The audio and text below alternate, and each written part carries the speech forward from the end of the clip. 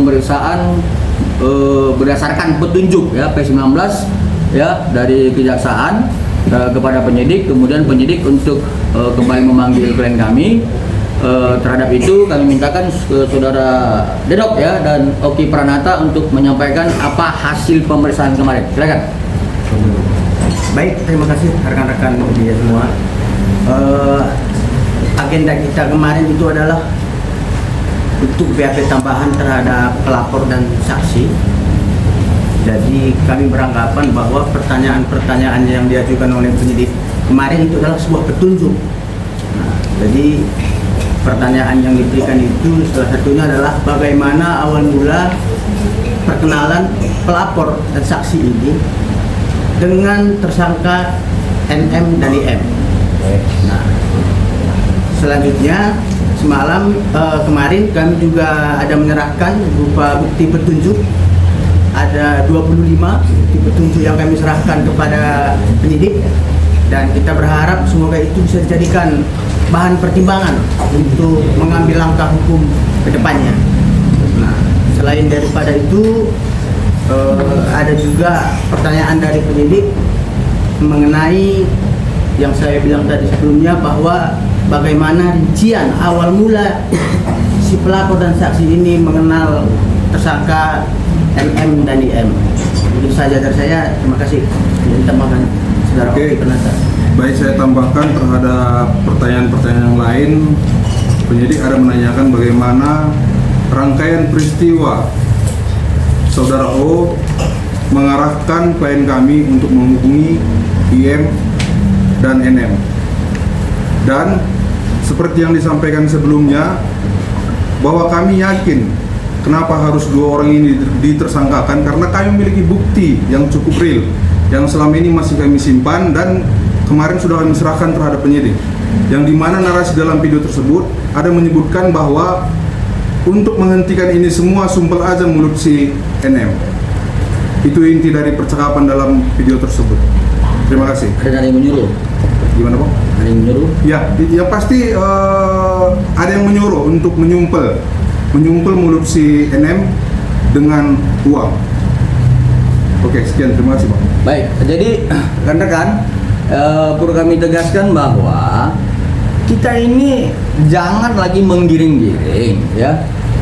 Laporan dari klien kami dengan nomor LP 7355 tertanggal 3 Desember 2024 adalah dengan persangkaan pasal 368 ya, kemudian 27B ayat 2, kemudian pasal 345 Undang-Undang TPPU.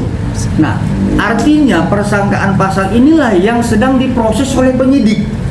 Tapi kemudian yang kami sekarang ini heran, kenapa terus digiring-giring dengan persoalan produk-produk yang berbahaya. Sebenarnya produk klien kami itu klien kami tidak pernah mengedarkan produk yang berbahaya sebagaimana yang dituduhkan selama ini. Dan memang klien kami sekitar kurang lebih 1 bulan yang lalu telah dipanggil oleh penyidik untuk dimintai keterangan terhadap yang dituduhkan tersebut. Dan kemudian sebagaimana disampaikan oleh Bapak Samuang Manulang bahwa klien kami ya saat itu dengan juga saksinya ya, ketepatan Pak Samuang juga yang mendampingi telah membuktikan dokumen-dokumennya bahwa produk klien kami itu sudah selesai dan close seller itu di April 24 ya. Kemudian terhadap yang kemarin diperiksa klien kami sebagai pelapor dan saksi 2 orang lagi, mungkin nanti menyusul ya saksi tambahan yang tadi disampaikan oleh Pak Samuang, itu jelas mengarah kepada ya petunjuk jaksa, yaitu terkait bagaimana peristiwa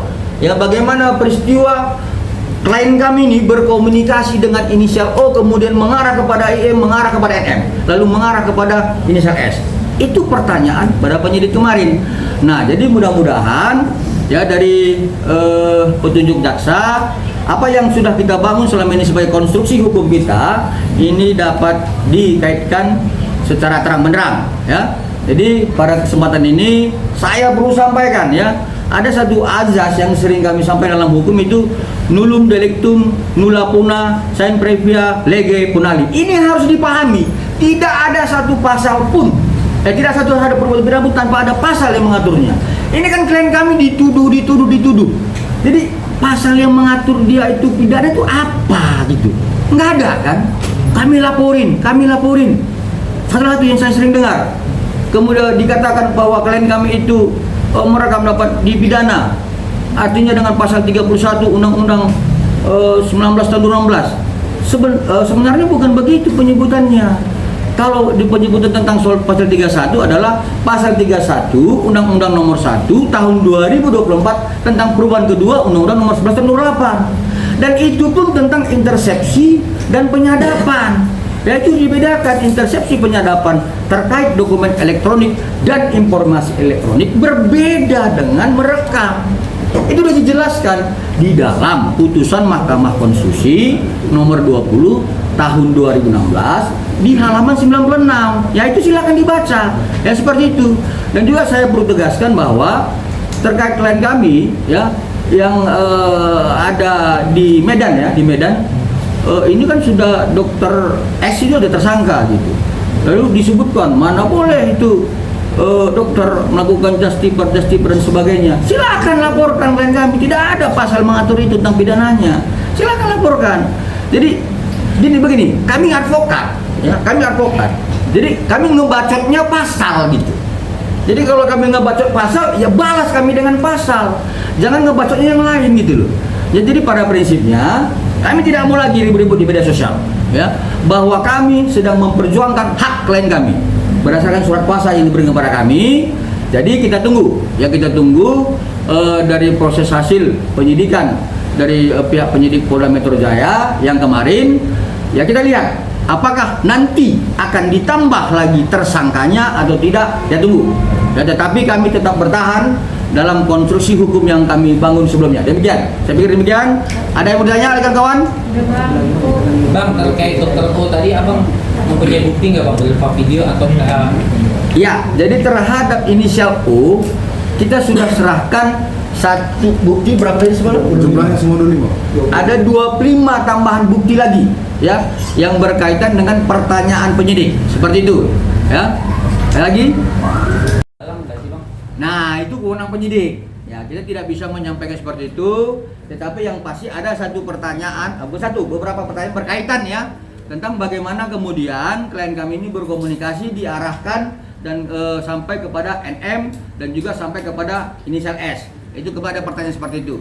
Nanti biarkan penyidik yang punya wewenang untuk menentukan dalam gelar perkara lanjutan ya. Lagi? Bang, pihak sebelah sana kan masih merasa semestinya rekaman-rekaman itu tidak harus beredar ya Bang. Oke. Kalau dari sisi hukum sendiri sebenarnya rekaman itu bisa menjadi alat bukti atau penyadapan sih Bang, atau dianggap menjebak gitu loh Bang. Ya jadi begini, di dalam Undang-Undang ITE ya nomor 11 tahun 2008 kembali pasal 5, hal ini memang betul-betul menjadi satu persoalan ya.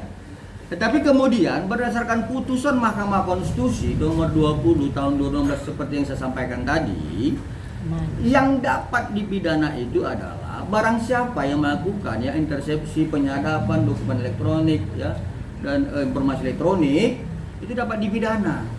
Seperti ini, handphone saya ini disadap, bukan direkam ya, disadap, diintersepsi oleh yang bukan penegak hukum, seperti yang bukan kejaksaan, bukan penyidik, bukan KPK, tapi orang lain, dapat dipidana.